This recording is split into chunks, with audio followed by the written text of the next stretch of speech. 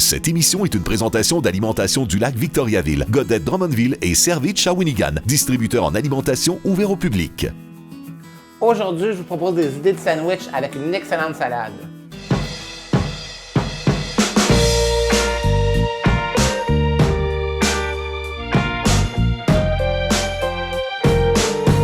Je vous suggère deux sortes de sandwichs cette semaine. Alors, le premier, c'est le fameux pain suisse. Vous connaissez ça, le fameux qu'on appelait les pains de ma tante, les pains étagés avec du fromage autour. C'est une recette facile, toujours gagnante, puis ça se prépare à l'avance. C'est parfait pour un sandwich ou pour un lunch midi ou si vous recevez. Le second sandwich, ce sera un pain de campagne farci étagé à l'intérieur. Je vais vous proposer toutes les variantes qu'on peut faire aussi avec ça. Et la dernière recette, ce sera une salade d'accompagnement, une salade de noix pralinée au sirop d'érable. Et je vais vous montrer comment la réaliser. Je commence tout de suite par le pain suisse. Le pain suisse, traditionnellement, vous vous souvenez, il y avait des pains qui étaient tranchés à l'horizontale, mais des fois, il était un peu plus difficile à trouver et des fois, les tranches étaient un peu biaisées. Alors, au-delà de ça, je vous propose de prendre des pains tranchés qu'on connaît tous, des pains à club, là, entre autres, parce que les tranches sont un peu plus larges. Donc, pour le réaliser, ça vous prend un pain blanc, un pain brun, parce que j'aime bien étager les couleurs et les couleurs de pain aussi, les couleurs de préparation et de pain. Ça vous prend une préparation d'œufs à sandwich, une préparation de jambon à sandwich et de poulet. Je ne vous les ai pas fait parce que je pense que la plupart des gens connaissent comment le faire. Vous avez vos recettes à vous autres. Vous savez très bien, le poulet, c'est poulet cuit, céleri, mayonnaise. Ça peut être avec des cornichons ou pas de cornichons, des ciboulettes ou pas. En tout cas, peu importe, je pense que vous êtes en mesure. De toute façon, sur le site de la tvcbf.tv, vous allez avoir une recette de ça en détail si les personnes préfèrent avoir la recette de la préparation. En plus, ça vous prend des canneberges. C'est une boîte de conserve de canneberges que j'ai pris aujourd'hui, toujours dans le thème d'Expressément Cuisine. Mais si vous préférez, vous pouvez faire votre confiture de canneberge qu'on mettra à travers par-dessus la préparation de poulet qui va donner une couleur rouge quand on va couper le pain. Et pour donner un petit crunch avec les œufs, on a fait cuire du bacon et qu'on a émietté pour mettre par-dessus les œufs. Petit truc, le bacon, au lieu de... Vous pouvez le faire au micro-ondes, c'est sûr, vous pouvez la faire sur la cuisinière dans une poêle, mais moi, je préfère maintenant le faire au four. Alors, vous prenez une grande plaque à biscuits, on met un parchemin et on étale toutes les tranches de bacon une à côté de l'autre, et puis on l'envoie au four 325-350. Il ne faut pas que ça cuise trop vite parce qu'on veut que le bacon vienne vraiment sec et croustillant. Ça va prendre à peu près 20-25 minutes environ pour faire le bacon. Une fois qu'il est sorti du four, vous le mettez sur un papier absorbant et pour boire le gras excédentaire. Et puis après ça, il est très croustillant. Vous pouvez le garder à longueur si vous voulez faire des déjeuners ou des brunchs ou le couper quand on a à cuisiner. Et évidemment, ça vous prend pour le pourtour du fromage à la crème. Moi, pour le pourtour, je trouve que juste du fromage à la crème, ça goûte un petit peu plate. Je rajoute avec un fromage aromatisé. Celui-là, c'est ciboulette et ail, mais si vous aimez, il y a fine diable, il y a plein d'autres sortes que vous pouvez faire aussi. Traditionnellement, autrefois, souvent, on prenait du fameux cheese whiz, vous savez, le fameux pot avec le fromage orange. Vous pouvez le faire encore, il n'y a pas de problème. C'est juste que c'est une variante un peu différente. Et pour garnir, je vais mettre un petit peu de persil pour décorer, pour décorer sur le dessus. Petit truc pour commencer, donc je prends mes pains tranchés blancs et bruns. Pour le travailler, le pain suisse, c'est préférable de faire congeler le pain, parce que le pain, là, il commence à dégeler avec la chaleur ici, mais pour pas que quand on met des préparations, que ça écrase, vous savez. Alors donc, travailler sur du pain congelé, c'est la meilleure façon de le réaliser. Ce qu'on commence, une planche de bois pour commencer. Je vais commencer avec du pain brun. On voit qu'il est encore gelé un petit peu. Ce qu'on fait, on garde la partie la plus large, ça va être mon pain. Puis on va couper les extrémités parce qu'on va coller les tranches un à côté de l'autre. Donc, le pain ici, je vais le faire avec 3 tranches, mais dites-vous que si vous recevez, puis si vous voulez compter pour que tout le monde en ait, vous pouvez vous mesurer en prenant en compte que une tranche de pain comme ça, ici, excusez, une tranche comme ça va donner 4 sandwichs une fois montés. Dans nos tranches de pain, la croûte enlevée, je vais venir en prendre 3 que je vais déposer sur ma planche de bois ici. Donc, avec 3, je vais faire partir mon sandwich. Je vais commencer avec le jambon.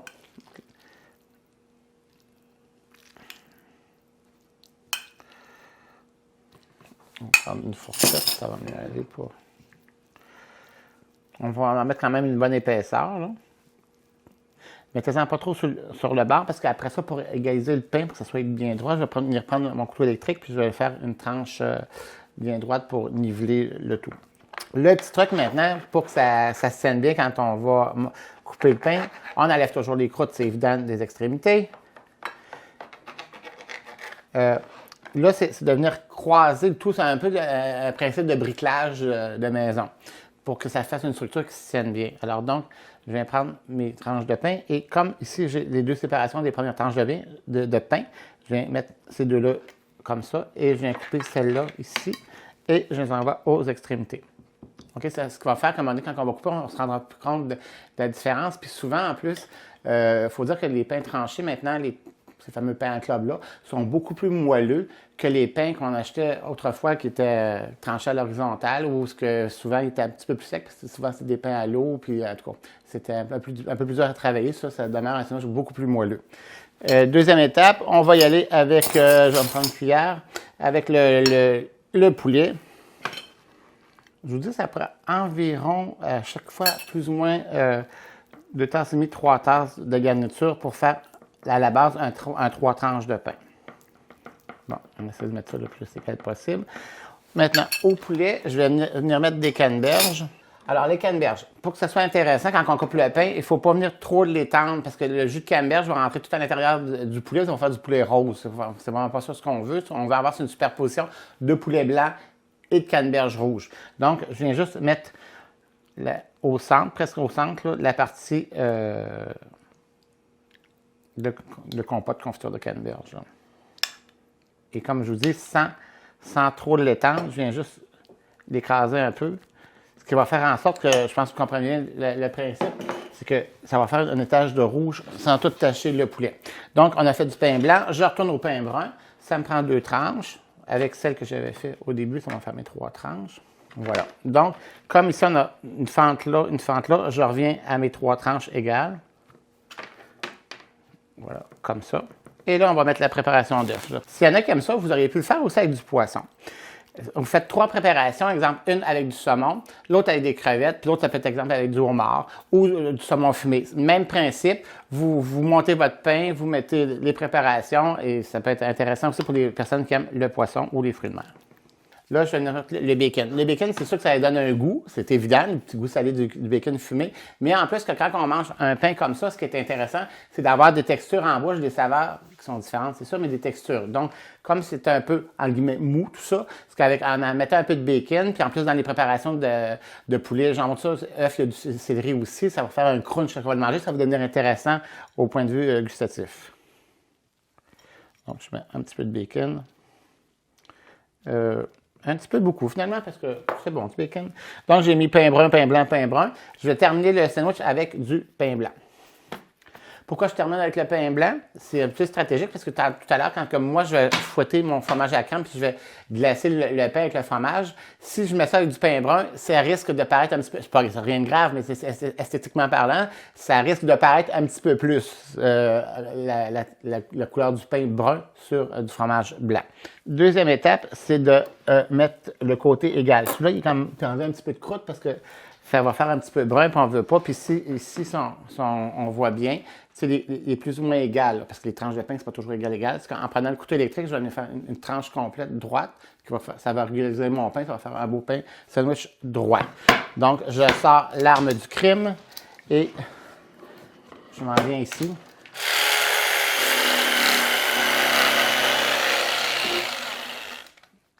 Vous allez voir, même si ça paraît un petit peu bizarre, a priori, là, parce qu'on voit les étages, je suis sûr que quand ça va être glacé, on va y voir que du feu.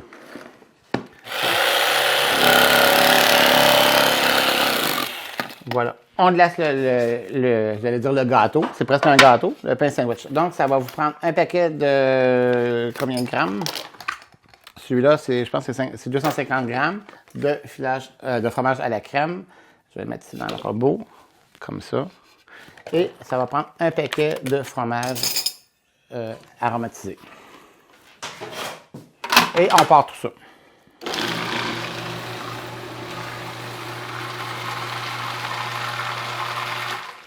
Donc, une fois que mon fromage est bien brassé avec les deux fromages, le fromage aromatisé et le Philadelphia, parce qu'on veut qu'il soit quand même assez mou, parce que sans ça, on va avoir de la misère à glacer le gâteau. Donc, on veut une texture qui se tienne encore, mais molle, pour pouvoir bien travailler le glaçage et qui se réalise facilement. Donc, on vient glacer tout ça. Ça, j'imagine que tout le monde est pas mal bon là-dedans. Moi, j'en mets pas trop épais, je vous le dis tout de suite, parce que j'aime moins ça quand je trouve que ça fait un petit peu trop gras. Là. Bon, comme vous pouvez voir, c'est fait, je repasse. Moi, j'en mets pas plus que ça, personnellement, là, parce que je trouve que sinon, ça fait... Bon, ici, comme vous pouvez voir, je n'ai pas mis sur le bout. Si vous voulez faire une présentation entière, vous avez juste à glacer les bouts, mais moi, je vais faire le pré-tranché parce que je trouve que quand c'est présenté entier au complet, les gens sont toujours maladroits pour le couper sur place. Quand il est pré-coupé, les gens ont moins de misère, puis ça va mieux comme ça. Ceci étant fait, maintenant, pour faire un peu de fantaisie, il y a deux façons. Il y a je ne sais pas si tout le monde connaît ça, on appelle ça un peigne à gâteau. C'est un triangle avec différentes dents de scie qui font en sorte que ça fait des travails, des stries différentes. Donc, si on le passe ici, voyez-vous, ça fait des plus larges, ça régularise. Puis si je viens ici dans le côté, je peux le faire comme ça. OK, comme ça. Si toutefois, je vais mettre ça ici. Si toutefois, vous n'en avez pas, vous pouvez toujours travailler avec, je vais tasser ça ici, avec les dents d'une fourchette. Donc, on y va comme ça, comme ça, comme ça, comme ça. On a juste à passer. Ça va faire le même principe, c'est que ça fait des textures, ça fait plus... Je vais prendre mon persil séché, puis je vais venir le garnir un petit peu. Ça va faire une belle garniture verte.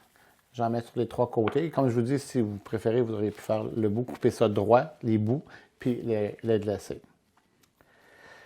Voilà. Alors, le pain est prêt. Une fois que c'est fait, bien là, pour le redécouper, puis avant de le servir, je vous propose de le faire réfrigérer. Idéalement, c'est de le faire la veille, je pense que c'est la meilleure des choses, ou sinon au moins un après-midi ou un avant-midi d'avance pour que le pain se tienne bien, puis le fromage reprenne sa fermeté, pour qu'il fasse en sorte que ça va faire une structure qui va bien se tenir. Miracle, j'en ai un au frigidaire, parce que là, on le couvre de saran wrap, de papier de pellicule, puis on va couper l'autre. Je vais prendre mon plateau en même temps. Donc, voilà son cousin qui est prêt. Ça, on l'a fait la veille. Parce que quand on tranche, vous allez voir le miracle qui va se produire. Donc, une tranche, comme je disais, une tranche de pain, quand on le fait, on peut faire 4-5. Ça fait environ 4 sandwichs pour 4 portions.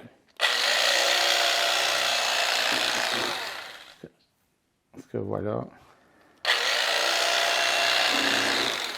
Regardez si c'est beau. Ah, miracle!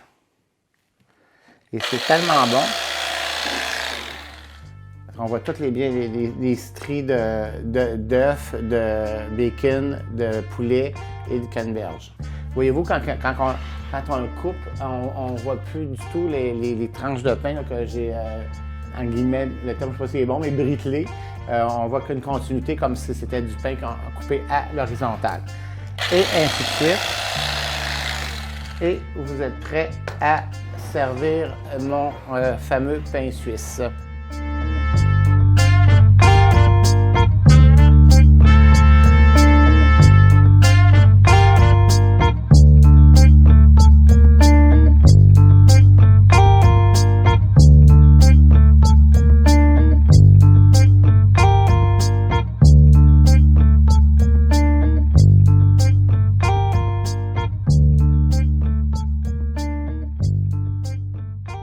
Mon second sandwich, c'est un pain de campagne farci, vraiment pas compliqué, c'est une superposition d'éléments. Les éléments sont, dans ce cas-ci, du jambon, de la tomate, du concombre, du fromage suisse, de la carotte râpée et en dessous de ma serviette blanche, ici, c'est des feuilles de laitue frisées. On a lavé les feuilles de laitue, on les a mis au frigo puis pour bien les éponger parce qu'on ne veut pas détremper notre pain et notre sandwich se tienne bien. Il faut assécher la laitue, donc soit que vous preniez une assureuse de salade ou comme moi, le bon vieux truc, la serviette en ratine qui éponge bien le tout. On commence. Vous commencez par enlever le capot d'un pain de campagne.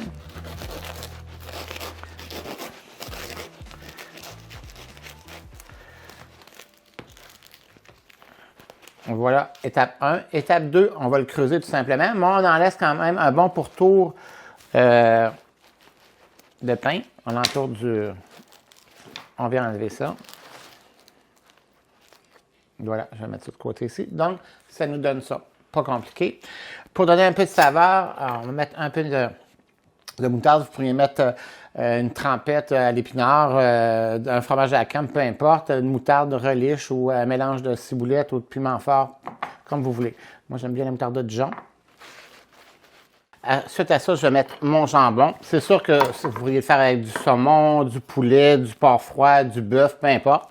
Il s'agit juste de changer les garnitures qui vont avec la viande que vous allez mettre, ou ça peut être avec des œufs aussi, ça peut être juste aux légumes aussi, peu importe. Donc, première étape de fait.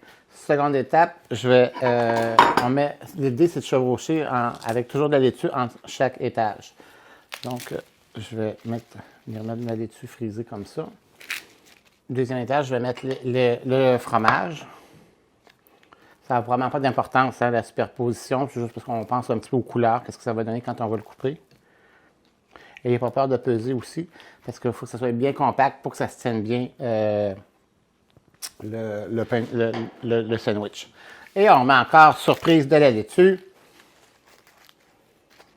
Les tomates, comme vous pouvez voir, on les a pré-tranchées comme les concombres. On les a mis sur un papier absorbant pour enlever le plus d'humidité possible.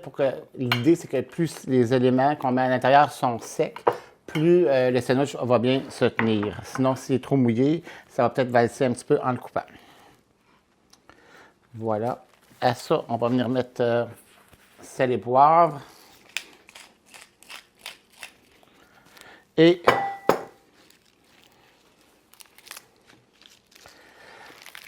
bon, moi j'aime bien mettre de la carotte, comme un petit mélange de carotte et mayonnaise râpée. Donc, on vient prendre de la carotte râpée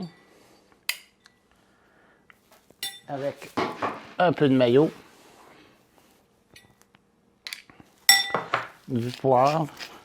Pour les rajouter à l'intérieur des raisins secs, ça serait excellent. Des os d'orange aussi. Ça aurait pu être aussi avec des morceaux d'ananas à l'intérieur.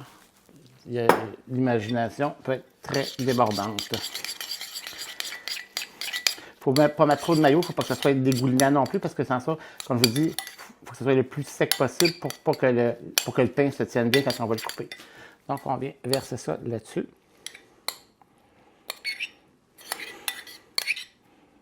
Et avec une fourchette. Donc, on comprend bien le principe avec les couleurs, tout ça, que ça va être intéressant.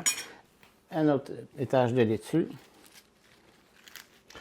C'est un sandwich qui se prépare super bien la veille, même si c'est préférable de le faire d'avance. Et je vais mettre mes concombres. Voilà, notre pain est complété. La magie de tout ça, c'est vraiment de le tenir fermement. Et pour ce faire, on aura besoin, je vais mettre ça ici, de pellicule enveloppante, appelé vulgairement le bon vieux Saran Wrap, que je viens prendre ici. Donc, je vais prendre de la pellicule. Je vais asseoir mon sandwich et n'ayez pas peur de le sceller. Je vais en faire un autre sens contraire. Voilà, comme ça.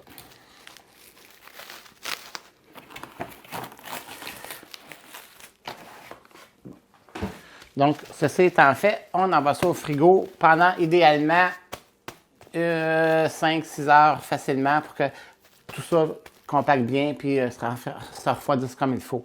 Mais j'ai amené un déjà au frigo. Aussi, l'effet de le faire de la veille, ça humidifie un petit peu le pain, ça le rend un petit peu moins dur pour les dents. Donc, le principe, c'est qu'on va venir faire des pointes. On met je prends des grands cure-dents comme ça, des grands pics.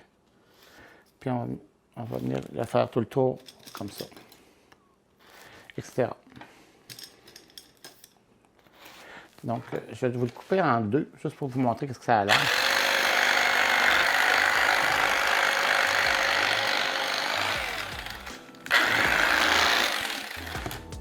Voilà la merveille du sandwich à l'intérieur. C'est vraiment le fun, c'est vraiment extraordinaire. C'est un beau tape à l'œil, c'est intéressant. Il reste juste à le couper en pointe, puis on le déguste.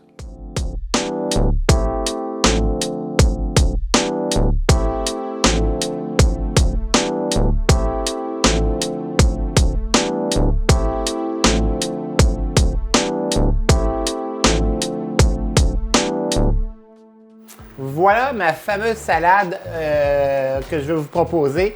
Salade pas compliquée, de la verdure, des pommes, fromage, céleri, carottes, choux rouges émincés tout simplement. Mais l'ingrédient magique que je vais vous proposer, c'est ces fameuses noix pralinées-là. Des noix pralinées au sirop d'érable bien croquantes, bien cassantes, qui sont délicieuses qu'on va verser par-dessus notre salade. Mais je vais quand même vous montrer comment les réaliser. Donc, ce que ça prend, pas compliqué, on met dans notre poêle des noix, un peu de sirop d'érable. Et il faut toujours brasser. L'idée, c'est de, ce qu'on appelle praliner, enduire les noix de sucre.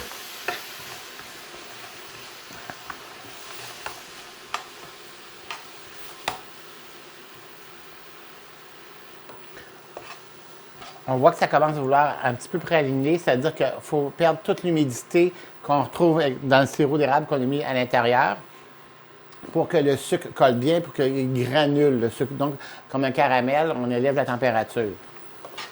Maintenant, ce n'est pas tout à fait assez, comme on peut voir, parce qu'on voit encore ici là, des touches d'humidité de sirop qui bout. Donc, ça veut dire qu'il y a encore l'humidité dans nos noix. Et si on ne fait pas bien cuire, ça va faire des noix collantes et non pas craquantes.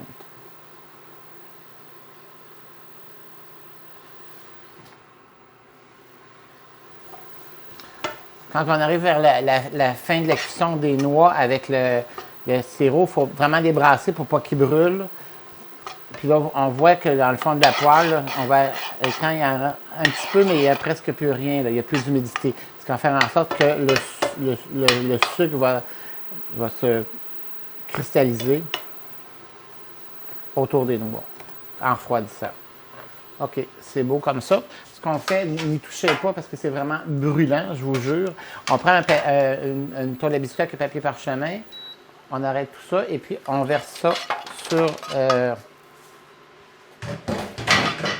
sur la plaque et on les détache un de l'autre. Et puis on laisse ça comme ça pendant quelques heures, le temps qu'ils refroidissent. Puis la magie de la cristallisation va se produire. Ça va faire des noix comme ici, comme on peut voir ici, avec du sucre autour et puis pas collante. Là. OK? Je vais mettre ça de côté. Voilà. Ça. Donc, la salade, c'est le truc que je voulais vous donner. Avec ça, je joins une vinaigrette avec vinaigre balsamique, pas compliqué. 2 tiers d'huile, 2 parties d'huile, une partie de vinaigre balsamique, un peu de sirop d'érable, moutarde sèche pour joindre l'huile et le vinaigre ensemble, du poivre et du sel. Et je vous souhaite un bon appétit.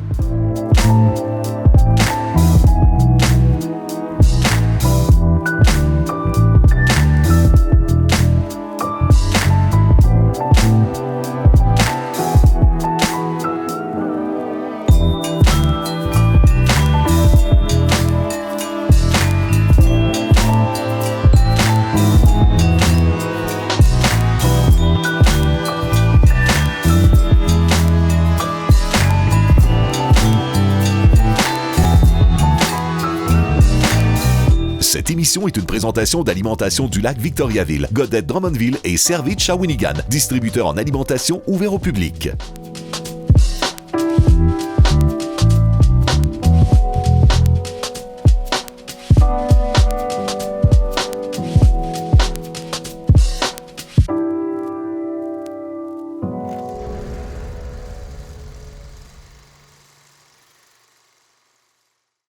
La tomate a créé il y a quelques années un très gros débat. Fruits ou légumes? Mais non, c'est pas un fruit, là. Franchement, je me fais des sandwichs avec ça puis j'en mets dans mes salades, là. Non, c'est pas sucré, c'est salé. C'est un légume. Non, je suis désolée, mais scientifiquement parlant, la tomate, c'est un fruit puisqu'elle est le produit végétal qui succède une fleur et qui contient la graine de la plante qui l'a produit. Un peu comme les fraises, les pommes, les pois, aussi les melons. C'est beau. Et il y a la pêche qui peut également créer des conflits. Est-ce que c'est plus un sport ou un loisir? Alors, la pêche, c'est un loisir, là, au même titre que les cartes puis le beau lot. Il y a personne qui sue quand il va à la pêche. Là. Tu sais, à moins que là, quand ça fait 4 jours que t'es dans le bois sans te laver, il y en a qui puent, par exemple. Non, je suis désolée, mais la pêche, c'est un sport. Parce que quand ça mord, là, j'en ai un! Là, faut que tu t'assures d'être attentif au plus haut point pour pas perdre ta prise. Ça prend autant de concentration, de précision, puis de force qu'un lanceur de baseball, qu'un gardien de but au hockey, qu'un joueur de soccer. Je pense qu'on a compris le principe. Et finalement, ça, est-ce que c'est une danse ou un tic nerveux? Ah, qu'est-ce que c'est ça? Ah, ça, c'est définitivement un problème neurologique. Ce que j'essaie de vous dire, dans le fond, c'est que peu importe que la tomate soit un fruit ou un légume, que la pêche soit un sport ou un loisir, ça change quoi? T'aimes-tu ça, les tomates? Ben oui. Ben mange-en. T'aimes-tu ça pêcher? Ben oui. Ben pêche. On s'en fout de ce que les autres pensent. Et c'est la même chose avec un métier. Il faut que tu choisisses un métier qui fit avec tes goûts et ta personnalité. Tu vas quand même faire ce travail-là pendant environ 44 ans. Tu as intérêt à choisir quelque chose que t'aimes. Et non pas pour faire plaisir à tes parents ou encore pour répondre à des stéréotypes des années 50. Donc, si tu as le goût de devenir une foreuse de pluie, un coiffeur, une réparatrice de wagon ou encore un opérateur de machine à coudre industrielle, ben vas-y. N'oublie jamais que c'est pas ton métier qui te définit, c'est toi qui définis ton métier.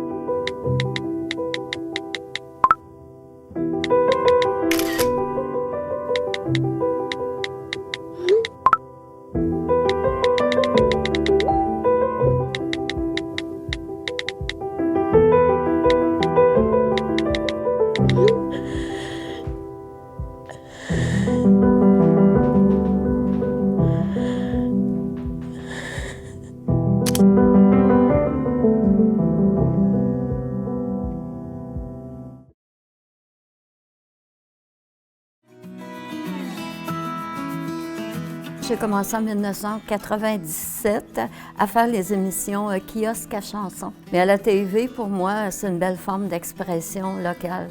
Je trouve que c'est un beau médium pour rejoindre les gens. Et aux gens qui écoutent mes émissions à chaque semaine, ça leur apporte du bonheur. Impliquez-vous.